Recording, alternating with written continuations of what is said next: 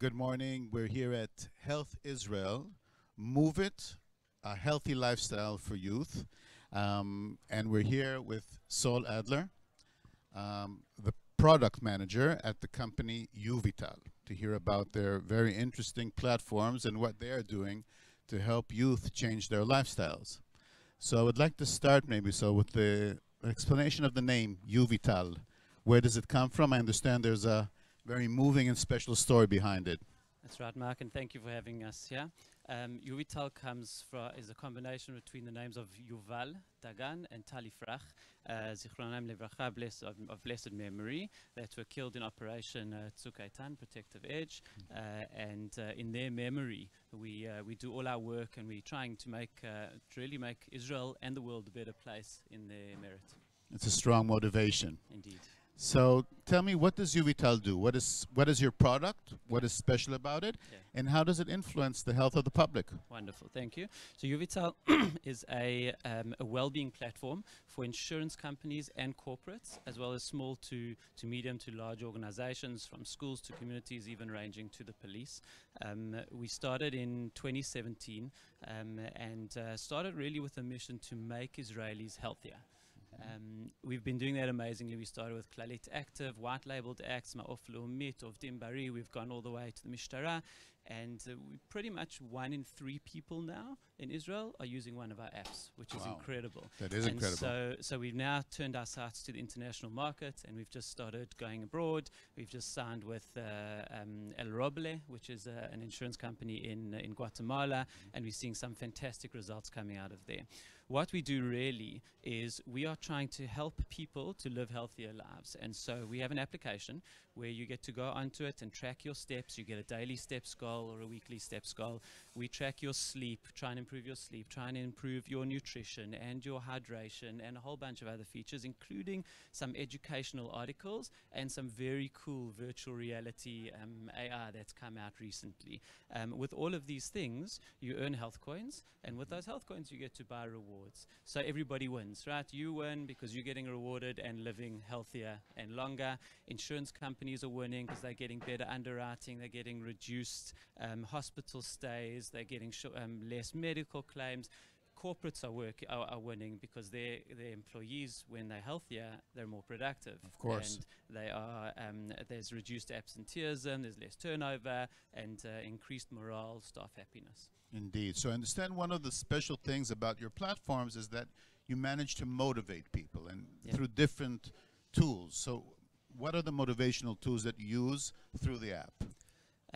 So often we're looking at steps and steps goals, we're looking at water goals. Everything is using behavioral science. So the idea is if you hang a thick enough carrot in front of somebody, then they're going to follow it. And it's really trying to to incentivize people to live their best lives now.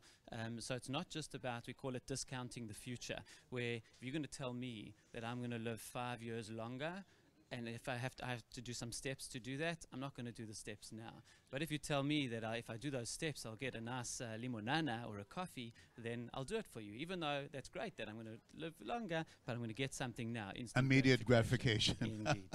Okay, so we're talking about motivation, and this conference is focusing on maybe the hardest nut of all when it comes to motivation, and that is youth. Yes. So I need you to give me maybe a perspective on what do you do that appeals to youth? Yeah. If you have teenagers that are using your app already, and maybe also a few words about the sensitivity, because youth are minors. We need to protect their information. Yes. Just give me an overview of your approach towards youth. Loaded question. Okay, we'll go for it. So first of all, the app has to be tailor-made to each population. We can't give the same steps goal for a teenager that we give to a 40-year-old or we give to a 65-year-old. And so that personalization is not just on age, but on BMI. It's based on a whole bunch of metrics which I can't disclose. That's our secret sauce. And that really personalizes the goal so that you know that your teenager is getting something that's specific for their levels of activity and what they need based on their weights. From which age, by the way, can you start using your app? You can start from 14. We're looking to try get it earlier with the health regulator, but at the moment it's from 14 and up. We have used it and starting experimenting in younger ages also. There's also a few things that we have to be sensitive around when it comes to teens and eating disorders and anorexia nervosa. It's important then that any of the apps that lean towards BMI and body image and dieting, we remove for teenagers. So they don't have them at all, which adults do track. We're very sensitive about that. And have you had some practical experience with youth so far? Yeah, absolutely. So there's been 3 fantastic examples that I can give you. Riali school in Haifa, we rolled out to 4,000 youth over from kindergarten all the way to retired teachers. Kids who usually got a lift with their parents to school were now walking to school, and teachers were taking their classes out so that instead of reading from a book, they were reading from the road signs and the posters on the walls. But more than that, the competition feature, which is great, a competition between people or between classes and teachers, really uses that social behavioral science, that peer pressure in a good way, because now everybody's competing for steps. They're like, come, let's go for a walk, let's go get our steps out, let's eat healthier. And so that element really had some fantastic results there. We saw in Savillon also another school that partnered with Creative City. They had a project to try and make live healthier, right, in the school. And so they onboarded YuviTal, they downloaded the app, and amazing increase in levels of happiness amongst the students that the teachers were reporting. Fantastic. We know that physical activity, produces endorphins in the brain, which improves your state of mind and just makes you happier. And in a time when teen depression and suicide is at such an all-time high, it's so important to be able to have apps that can really mitigate that. And lastly, some fantastic research from Sheba with Professor Gal Dubnov and the sports clinic there at Sheba. We're taking obese kids and giving them a YuviTal app with an Apple Watch or a Garmin, and seeing amazing results. They've got a gamified platform. They're able to live healthier, where now it's not just a prevention of obesity, but possibly even a cure. And that's phenomenal. Imagine a world where a doctor can prescribe YuviTal to an obese child to say, this is your medicine. You don't have to take pills. You don't have to go on all these diets. Take YuviTal. They'll tell you how to do it. And it's fun. We're meeting them where they're at, right? They're on their screens all the time. Gaming, sort of a game. It is a game, Absolutely. exactly. And so, yeah, we're hoping for some research to be published from that soon, in really exciting space.